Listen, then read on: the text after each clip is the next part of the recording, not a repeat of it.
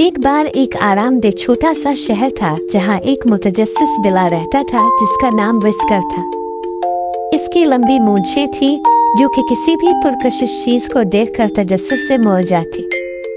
एक दोपहर जब विस्कर शहर में टहल रहा था तो उसने कुछ नम आवाजें सुनी और उनका पीछा करना शुरू कर दिया। और फिर वो अचानक शहर के एक कोने में मौजूद एक पुरानी किताबों की दुकान पर पहुंचा। जैसे ही विस्कर ने अपने पंजे से दरवाजा खोला तो सरगोशियों की आवाज मजीद तेज हो गई। इसके अंदर उसने किताबों से भरे एक जादुई लाइब्रेरी दरियाफ्त की जो कि खुद में छुपे राजों से पर्दा उठने की मुंतजिर थी।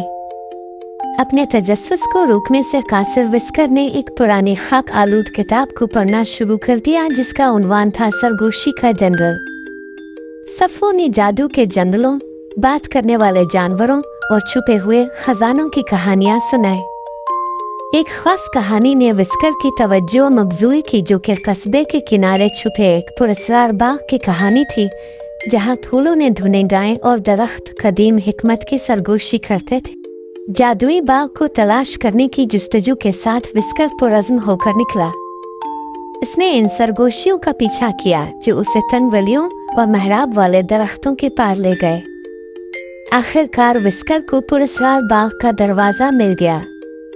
जब उसने खुशबुओं से भरी फिजा के अंदर कदम रखा, दरख्तों ने सरगोशी की और उसने मुतजस्सिस दिलों में बसा जादू महसूस किया। विस्कर को बाग के बीच में एक छोटा सा चमकता हुआ क्रिस्टल मिला। जैसे ही इसने क्रिस्टल को छुआ एक नम आवाज आई, तजस्सुस हैरत अंगेज दुनियाओं के दरवाजे खोलता है और मेहरबानी जादू को मजीद चमका देती है। नई दानाई के साथ विस्कर शहर वापस आया और अपनी हैरत अंगेज तहकीक को दूसरों के साथ बांटा। इस दिन से छुपा हुआ बाग शहर के तमाम मुतजस्सिस लोगों के लिए हैरत की जगह बन गया। कहानी का अखलाकी सबक यह है कि तजस्सुस जादुई दरियाफ्तों का बायस बन सकता है और अपने इर्द गिर्द की दुनिया के बारे में मुतजस्सिस होना हैरत अंगेज तजुर्बात और दिलचस्प असबाक के दरवाजे खोल सकता है।